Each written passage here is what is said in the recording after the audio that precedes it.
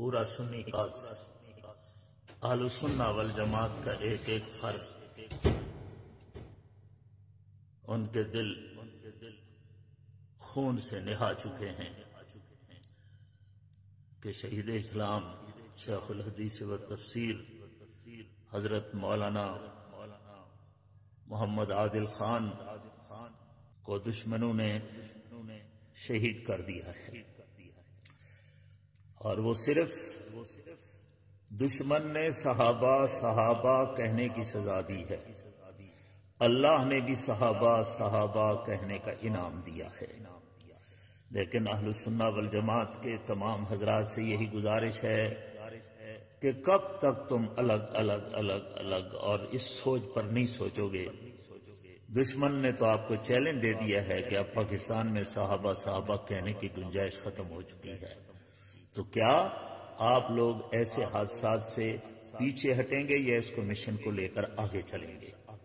ہم سب ساتھیوں کو کہتے ہیں کہ اتنے بڑے صدمے کے بعد، اتنے بڑے نقصان کے بعد، دشمن کے اتنے بڑے حملے اور وار کے بعد ہمیں بالکل خاموشی ساتھ دینا یہ بھی غلط ہوگا۔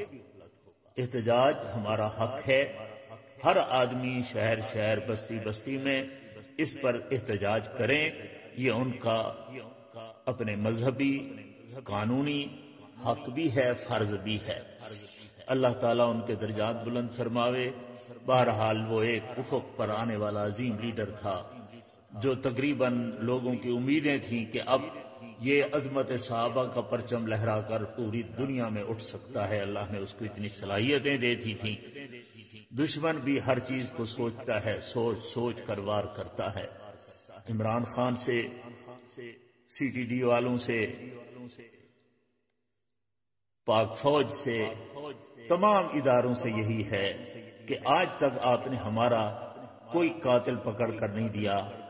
کاش کہ اب آپ کو اللہ یہ توفیق دے دے، ملک کو خانہ جنگی سے بچاتے ہوئے آپ صحیح معنی ان کو پکڑیں اور ان کو سرے عام روڈوں پر گولیاں مار کر پھانسی دے دیں، ان کی لاشیں لٹکتی نظر آئیں۔ ورنہ یہ سلسلہ اگر اس طرح چل پڑا تو ہم سمجھیں گے کہ حضرت مفتی محمود صاحب رحمہ اللہ فرمایا کرتے تھے کہ جس کا قاتل نہ ملے سمجھو کہ اس کی قاتل حکومت ہے، تو اس لیے پھر ہم سمجھنے پر مجبور